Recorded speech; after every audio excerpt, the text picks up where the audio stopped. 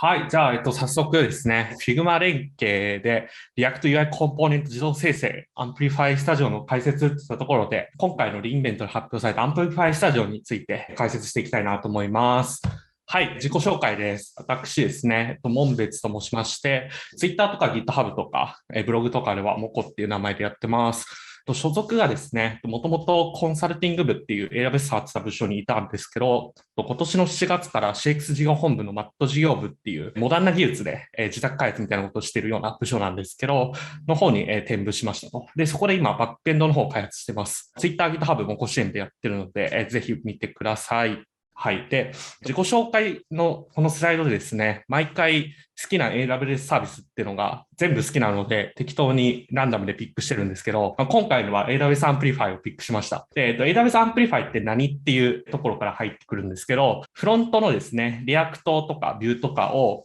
Amazon の S3 にホストするってことは、従来もできたと思うんですけど、それがですね、自動で Amplify ってツール使うとできますよであったりとか、DynamoDB であったりとか、そういったようなサービスと自動で連携もできるよっていったようなところで、すごい便利なツールですと。はい。そういったところで、AWS Amplify に新しくサービス追加されたっていうところで、進めていきます。はい。で、ハッシュタグがですね、CM リグロースとか、レインベントとかあるので、ガンガンツイートしてください。後で僕が拾ってニヤニヤします。はい。で、改めまして、レインベント楽しかったですねっていうところで、キーノートのですね、副音声配信っていうのを私とか、クラスメソッドのメンバーと、この YouTube チャンネルでやってましたと。で、ここでですね、副音声、キーノート4回ぐらいやったんですけど、全部出て、その中でも僕が一番テンション上がったアップデートがですね、この AWS Amplify Studioってところで、もうツイートしちゃったんですけど、アンプリファイもうすごくて、本当にすごいテンション上がったみたいな、語彙力が消えてる、はい、ツイートをしたんですけど、アンプリファイスタジオってどういったサービスなのかっていうと、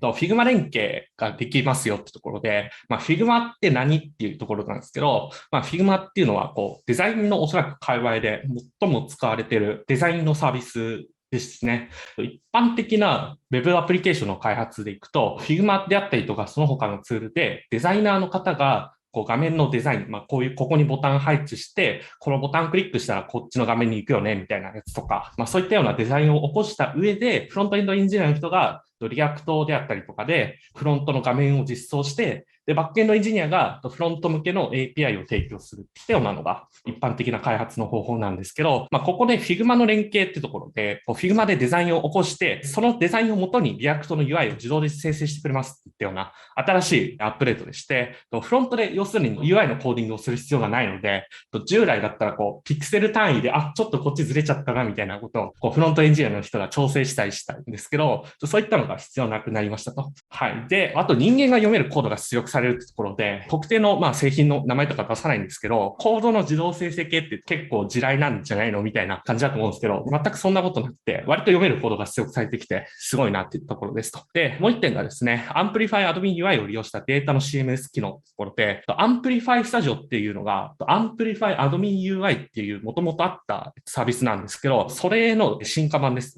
で、Amplify Admin UI で提供されてたもので、データのちょっとした CMS 機能みたいなやつとか、データベースのスキーマの設定みたいなのができて、非エンジニアでもコンテンツを出せますよっていったような機能がありましたと。で、今回、Amplify Studio では、この Admin UI の元々あった機能と連携して、ものすごく使いやすいものとなっていますと。で、ここから実際どんな感じのものなのかっていうのをデモしていくんですけど、僕はデザイナーでもフロントエンドエンジニアでもなくて、ちょっとリアクトできるけど、何もわかんないみたいな感じの人ですと。逆に捉えてもらえると、実際デザインとかできない人でも、フロントもできない人でもここまでできるんだなってところを見ていただいたらいいのかなと思います。ですね、AWS のマネジメントコンソールの方を開くとですね、アンプリファイのアプリケーションを新しく作っていただくと、左側のセッティング図のところで、アンプリファイスタジオセッティングっていうのが出てきますと。で、ここでですね、この Enable アンプリファイスタジオっていうのをオンにしてもらって、インバイトユーザーってところをやってあげますと。で、ここでメールアドレスを入力すると、パスワードが送られてくるメールが来るので、そこでログインすると、こんな感じのアンプリファイスタジオっていったようなものが出てきますと。で、ここでですね、この左側ににプレビューで UI ライブラリっていうのが出てますと。で、ここで Figma と連携を始められるんですけど、Figma の画面の方、先にサイトの方を飛んでいって、Figma で利用するためのコンポーネントを先に作っておきましょうってところで、ちょっと雑な感じなんですけど、タイトルでタイトル入れて、サブタイトルかけて、その下にボディとかが出力できるよみたいな、そんな感じのをちょっと作ってみましたと。で、Figma のこの右上のシェアボタンでコピーリンクっていうのを押してあげて、アンプリファイの方に戻って、このリンクをピュッて入れてあげると、はい、こんな感じで Sync with Figma みたいな感じになりますと。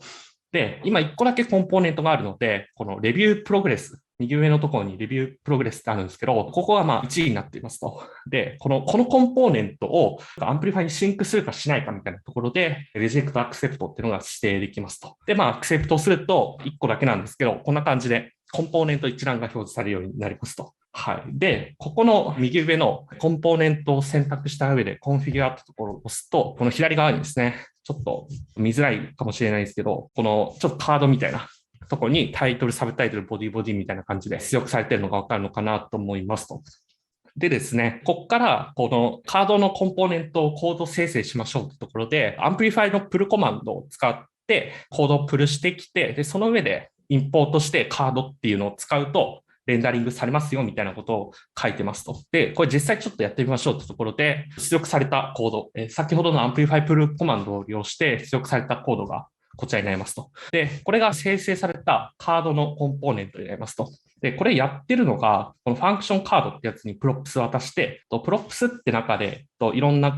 HTML みたいなところに入れたい要素みたいなのを入れれるんですけど、オーバーライドってやつ1個だけ入るようになってて、ここでオーバーライドプロップスを出力するっていうような感じになってますと。で、フレックスっていうやつの中にテキストボックスとしてこういう感じで出力してますと。これはタイトルのテキストですね。画面の都合上タイトルしか表示してないんですけど、この下にずらずらっとサブタイトルとボディのやつが出力されてますと。で、これをですね、このカードってやつを UI コンポーネンツのカードってところでインポートして Amplify Provider っていう中でカードっていうのをやってあげると普通に先ほどの Figma で作ったカードの UI が表示されるようになりますと。で、それは分かりましたと。じゃあデータ冷検どうすんのって話で、実際問題データを中に入れないと何も始まらないんじゃないかっていうところで今後どういうふうに対応していくのかっていうのをお話ししていきますと。Amplify Studio のこのセットアップのデータっていうところから、データモデリングを行いますと。これは Amplify Admin UI の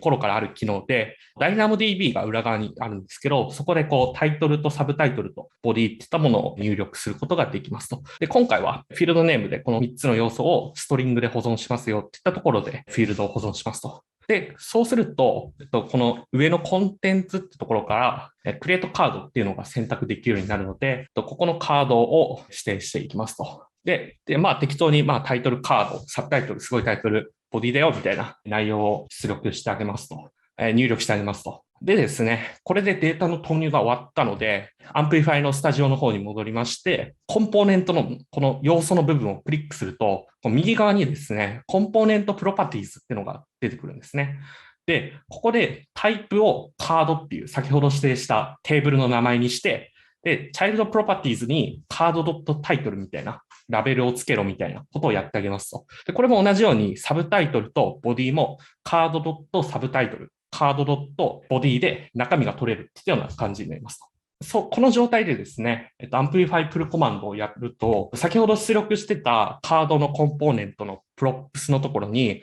カードっていう新しいプロップスを受け取れるようになりますと。で、この下のところがですね、チルドレンのところにカードドットタイトルとか、カードドットサブタイトル、カードドットボディっていうので、データを流し込む準備ができましたと。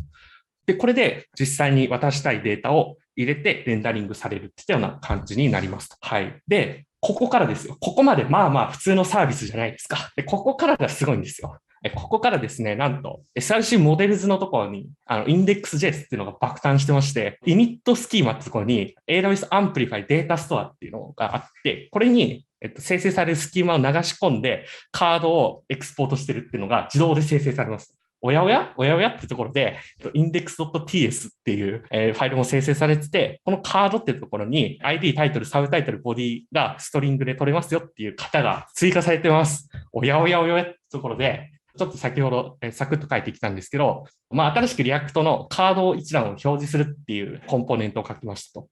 で、リアクトがわからない方向けに上から順番に説明していくんですけど、7行目でカードビュアっていうものを定義してますと。で、その8行目ですね、中で、このユーズステートってものを初期化していますと。ユーズステートっていうのは、状態、例えば、フォームに1っていう数字を入力したら、その1っていう状態をどこで保存するかみたいな時に使われるものですね。で、これで、ステート、ユーズ、セットステートっていう2つのものを呼び出しますと。で、左側のステートが保存されたデータを取得するときで、右側のセットステートが状態を保存するときに使いますと。で、ユーズエフェクトっていう中で、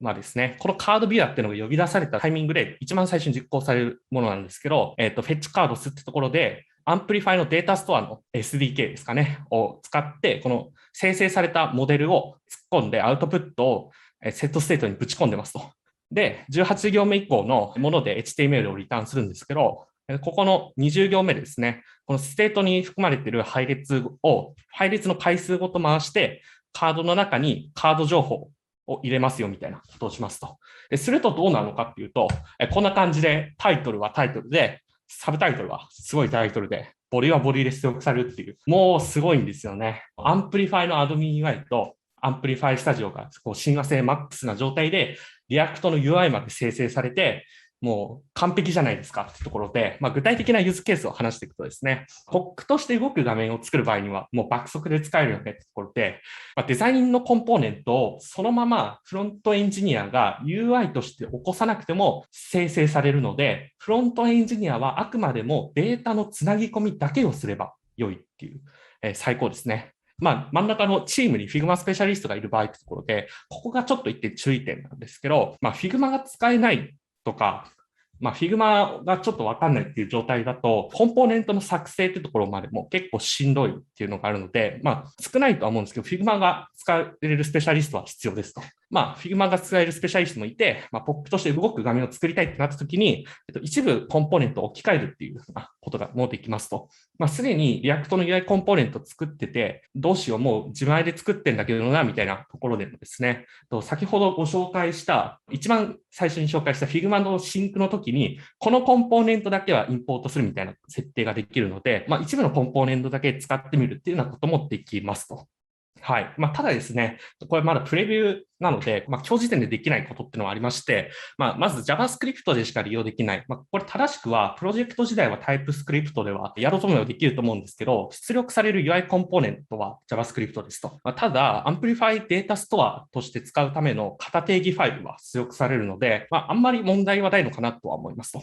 ただですね、下の方に書いてるフォント指定ができないっていうのは、ちょっときついのかなと思いますと。これはですね、AWS の公式の GitHub の方に、弊社のメンバーがもうすでにイシューとしてフィードバックしているので、おそらく実装されるのかなっていうのは勝手に思ってます。ってところで、まとめです。戻ってきましたけど、Amplify Studio は本当にすごいです。めちゃめちゃテンション上がったので、ぜひ使ってみてくださいってところで、はい、以上になります。ありがとうございました。